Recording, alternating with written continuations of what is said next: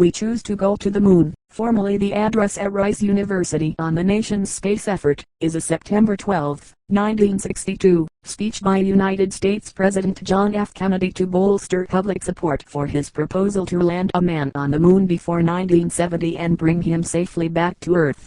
Kennedy gave the speech, largely written by presidential advisor and speechwriter Ted Sorensen, to a large crowd at Rice University Stadium in Houston, Texas. In his speech, Kennedy characterized space as a new frontier, invoking the pioneer spirit that dominated American folklore. He infused the speech with a sense of urgency and destiny, and emphasized the freedom enjoyed by Americans to choose their destiny rather than have it chosen for them. Although he called for competition with the Soviet Union, Kennedy also proposed making the moon landing a joint project. The speech resonated widely and is still remembered, although at the time there was disquiet about the cost and value of the moon landing effort. Kennedy's goal was realized posthumously, in July 1969, with the Apollo program's successful Apollo 11 mission. Background: when John F. Kennedy became President of the United States in January 1961, many Americans perceived that the United States was losing the space race with the Soviet Union, which had successfully launched the first artificial satellite, Sputnik 1, almost 4 years earlier. The perception increased when, on April 12, 1961, Russian cosmonaut Yuri Gagarin became the first man in space, before the U.S. could launch its first Project Mercury astronaut. Left square bracket 1 right square bracket American prestige was further damaged by the Bay of Pigs fiasco 5 days later. Left square bracket 2 right square bracket. Left square bracket 3 right square bracket. Convinced of the political need for an achievement which would decisively demonstrate America's space superiority, Kennedy asked his Vice President, Lyndon B. Johnson, in his role as chairman of the National Aeronautics and Space Council, to identify such an achievement. He specifically asked him to investigate whether the United States could beat the Soviet Union in putting a laboratory in space, or orbiting a man around the moon, or landing a man on the moon, and to find out what such a project would cost. Johnson consulted with officials of the National Aeronautics and Space Administration, NASA. Its new administrator, James E. Webb, told him that there was no chance of beating the Russians to launching a space station, and he was not certain that NASA could orbit a man around the moon first, so the best option would be to attempt to land a man on the moon. This would also be the most expensive option. Webb believed it would require $22 billion, equivalent to $155 billion in 2021, to achieve it by 1970. Johnson also consulted with Wernher von Braun, military leaders, including Lieutenant General Bernard Screever, and 3 business executives, Frank Stanton from CBS, Donald C. Cook from American Electric Power, and George R. Brown from Brown and Root. Left square bracket 4 right square bracket. Kennedy stood before Congress on May 25, 1961, and proposed that the U.S. should commit itself to achieving the goal, before this decade is out, of landing a man on the moon and returning him safely to the Earth. Left square bracket 5 right square bracket. Left square bracket 6 right square bracket. Not everyone was impressed. A Gallup poll indicated that 58% of Americans were opposed. Left square bracket 4 right square bracket. Kennedy's goal provided a specific direction to NASA's Apollo program, which required expansion of NASA's Space Task Group into the Manned Spacecraft Center. Houston, Texas was chosen as the site for the new center, and the Humble Oil and Refining Company donated the land in 1961 through Rice University as an intermediary. Left square bracket 7 right square bracket. Kennedy took a 2-day visit in September 1962 to the new facility.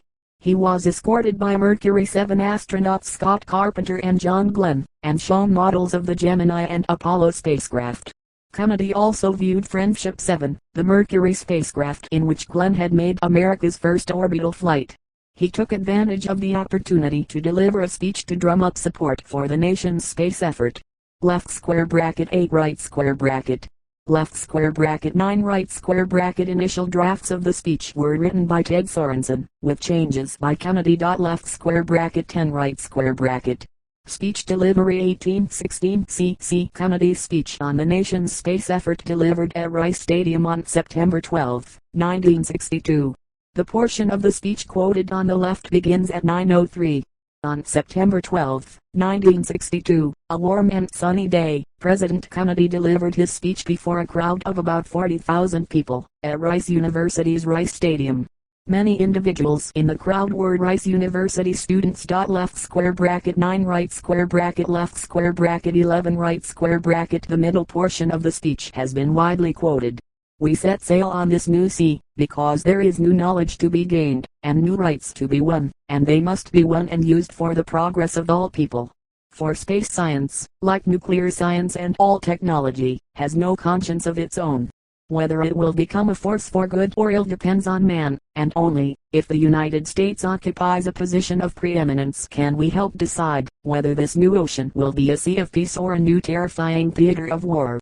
I do not say that we should or will go unprotected against the hostile misuse of space any more than we go unprotected against the hostile use of land or sea, but I do say that space can be explored and mastered without feeding the fires of war, without repeating the mistakes that man has made in extending his reign around this globe of ours. There is no strife, no prejudice, no national conflict in outer space as yet. Its hazards are hostile to us all. Its conquest deserves the best of all mankind, and its opportunity for peaceful cooperation may never come again. But why, some say, the moon? Why choose this as our goal? And they may well ask, why climb the highest mountain? Why, 35 years ago, fly the Atlantic? Why does Rice play Texas? We choose to go to the moon. We choose to go to the moon. We choose to go to the moon in this decade and do the other things, not because they are easy, but because they are hard, because that goal will serve to organize and measure the best of our energies and skills, because that challenge is one that we are willing to accept, one we are unwilling to postpone, and one we intend to win, and the others, to left square bracket 12 right square bracket. The joke referring to the Rice and Texas football rivalry was handwritten by Kennedy into the speech text, left square bracket 11 right square bracket, and is the part of the speech remembered by sports fans. Left square bracket 13 right square bracket. Although the Rice and Texas rivalry was highly competitive at the time of Kennedy's speech, with Rice holding an 1-8-1-7-1 edge over Texas from 1930 to 1966, left square bracket 14 right square bracket Rice has only beaten Texas in 1965 and 1994, since Kennedy's speech. Left square bracket 15 right square bracket. Later in the speech, Kennedy also made a joke about the Texas heat. The jokes elicited laughter from the audience. While these side comments may have diminished the rhetorical power of the speech, and do not resonate outside Texas, they stand as a reminder of the part Texas played in the space race. Left square bracket 16 right square bracket. Rhetoric. Kennedy's speech used three strategies: a characterization of space as a beckoning frontier, an articulation of time that locates the endeavor within a historical moment of urgency and plausibility, and a final, cumulative strategy that invites audience members to live up to their pioneering heritage by going to the moon. Left square bracket 17 right square bracket. The crowd at Rice University watching Kennedy's speech. When addressing the crowd at Rice University, he equated the desire to explore space with the pioneering spirit that had dominated American folklore since the nation's foundation. Left square bracket 17 right square bracket. This allowed Kennedy to reference back to his inaugural address, left square bracket 18 right square bracket, when he declared to the world, "Together let us explore the stars." When he met with Nikita Khrushchev, General Secretary of the Communist Party of the Soviet Union and Premier of the Soviet Union, in June 1961, Kennedy proposed making the moon landing a joint project, but Khrushchev did not take up the offer. Left square bracket 19 right square bracket. There was rhetorical opposition in the speech to extending the militarization of space. Kennedy verbally condensed human history to 50 years, in which only last week did we develop penicillin and television and nuclear power, and now, if America's new spacecraft succeeds in reaching Venus, Mariner 2, we will have literally reached the stars before midnight tonight. Left square bracket 20 right square bracket. Left square bracket 12 right square bracket. With this extended metaphor, Kennedy sought to imbue a sense of urgency and change in his audience. Left square bracket 21 right square bracket. Most prominently, the phrase "we choose to go to the moon" in the Rice speech was repeated 3 times consecutively, followed by an explanation that climaxes in his declaration that the challenge of space is one that we are willing to accept, one we are unwilling to postpone, and one which we intend to win. Left square bracket 12 right square bracket. Considering the line, before he rhetorically asked the audience why they choose to compete in tasks that challenge them, Kennedy highlighted here the nature of the decision to go to space, as being a choice, an option that the American people have elected to pursue. Rather than claim it as essential, he emphasized the benefits such an endeavor could provide and edged uniting the nation and the competitive aspect of it. As Kennedy told Congress earlier, whatever mankind must undertake, free men must fully share. Left square bracket 22 right square bracket. These words emphasize the freedom enjoyed by Americans to choose their destiny rather than have it chosen for them. Combined with Kennedy's overall usage of rhetorical devices in the Rice University speech, they were particularly apt, as a declaration that began the American space race. Left square bracket 23 right square bracket. Kennedy depicted a romantic notion of space exploration in the Rice University speech in which all citizens of the United States, and even the world, could participate, vastly increasing the number of citizens interested in space exploration.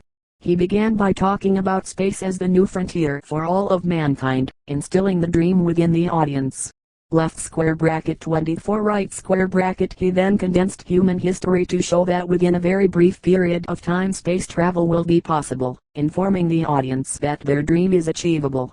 Lastly, he uses the first personal plural we to represent all the people of the world that would allegedly explore space together, but also involves the crowd. Left square bracket 25 right square bracket. Reception. Kennedy attending a briefing at Cape Canaveral on September 11, 1962. With him in the front row are, from left, NASA Administrator James Webb, Vice President Lyndon Johnson, NASA Launch Center Director Kurt Debus, Lieutenant General Leighton I. Davis and Secretary of Defense Robert McNamara. Paul Burka, the executive editor of Texas Monthly magazine, a Rice alumnus who was present in the crowd that day, recalled 50 years later that the speech speaks to the way Americans viewed the future in those days. It is a great speech, one that encapsulates all of recorded history and seeks to set it in the history of our own time. And like today's politicians, Kennedy spoke to our best impulses as a nation, not our worst. Left square bracket 11 right square bracket. Ron Sass and Robert Curl were among the many members of the Rice University faculty present.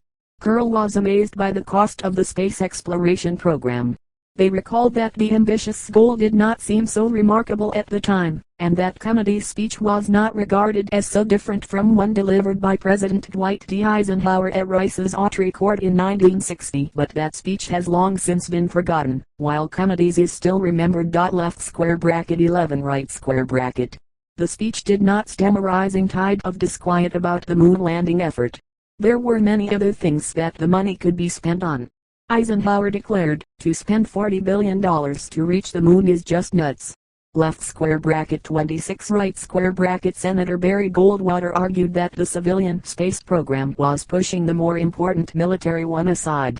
Senator William Proxmire feared that scientists would be diverted away from military research into space exploration. A budget cut was only narrowly averted. Left square bracket 27 right square bracket. Kennedy gave a speech to the United Nations General Assembly on September 20, 1963, in which he again proposed a joint expedition to the moon. Left square bracket 28 right square bracket. Khrushchev remained cautious about participating, and responded with a statement in October 1963 in which he declared that the Soviet Union had no plans to send cosmonauts to the moon.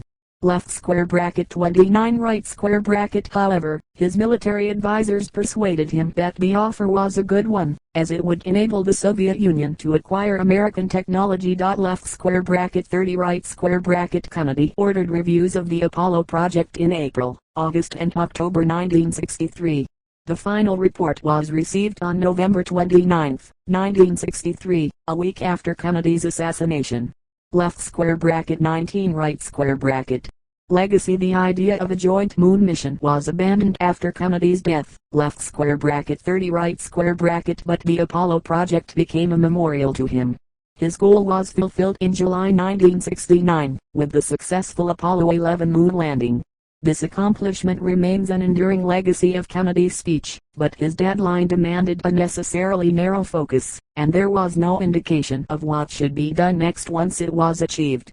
left square bracket 1 right square bracket.